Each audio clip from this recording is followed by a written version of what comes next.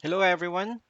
For today's video, we will talk about different ways on how to enter data in Excel. And there are at least 10 ways for you to enter data in Excel. Pinaka-basic is of course the manual entry. We also have autofill, flash fill, copy and paste using the formulas. We can also use a data entry form. We can import data either from an external source or from a web.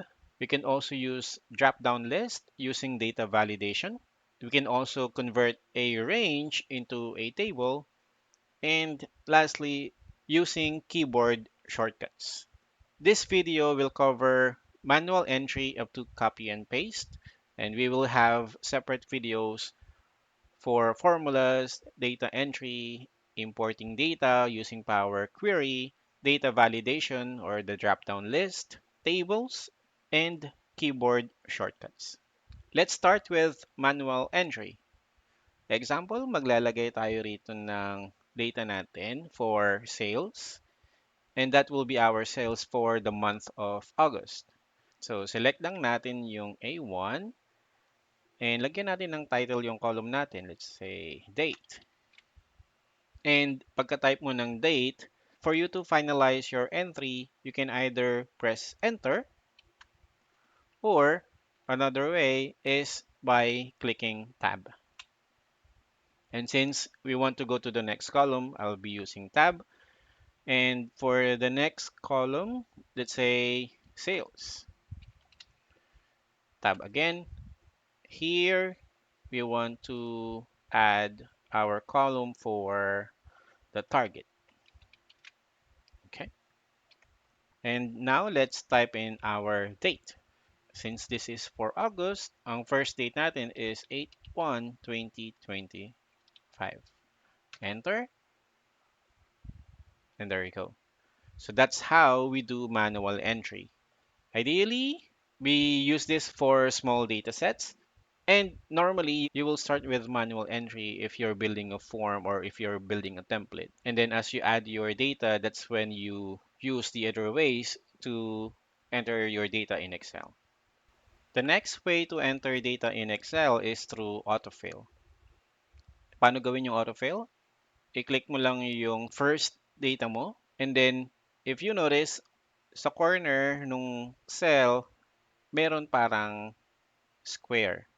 So, all you need to do is to hover your mouse on that one. And then, kung napansin nyo, nag-iba yung cursor natin. Naging plus, parang plus icon siya. And all you need to do is hold left click and then drag mo lang siya dun sa cell kung saan mo gustong i-enter yung data. And here, gusto natin i-enter yung data pababa. So, i-drag natin siya pababa. And if you notice, meron na siyang preview on the right side. Para at least guided ka kung hanggang saan mo i-enter yung data. Hanggang 8:31. And there you go. That's how autofill works. The next way to enter data is through flash fill.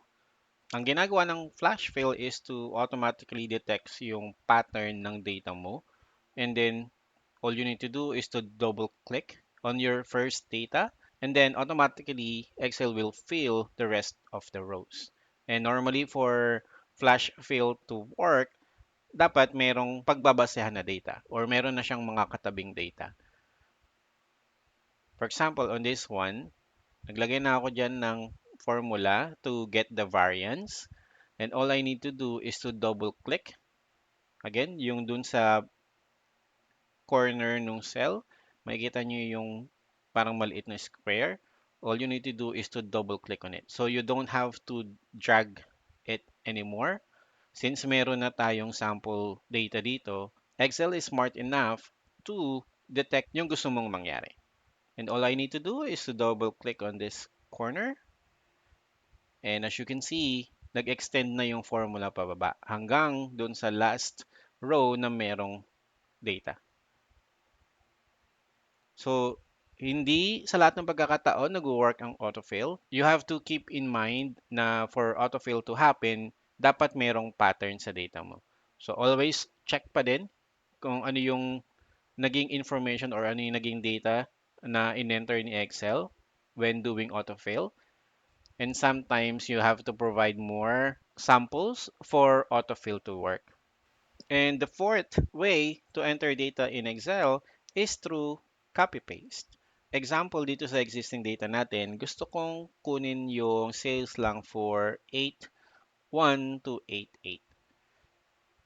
And what I will do is to select yung A1 to D9. Kakopy ko lang siya using your keyboard, Control C, or pwede rin mo namang i-right click and then click copy. And then, let's say I want to paste this data in sheet 1.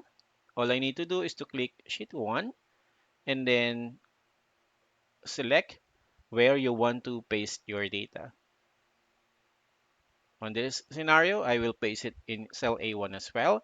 So just click on A1 and then on your keyboard, Control V or right click again and then Control Paste. So you have different option to paste your data. So yung general na paste, Control P. Pwede rin namang values.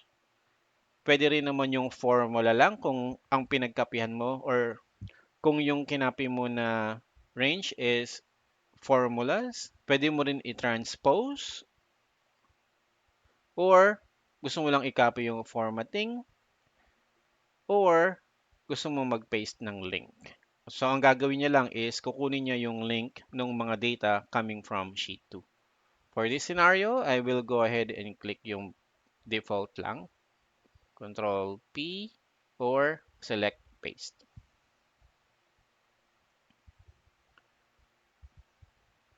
Ayun lang for now. On our next video, we will talk about using formulas. So how to enter data in Excel using formulas. Please don't forget to like and comment on the video if you have suggestions or if you have questions. And if you find my video helpful, follow me for more Excel tutorials.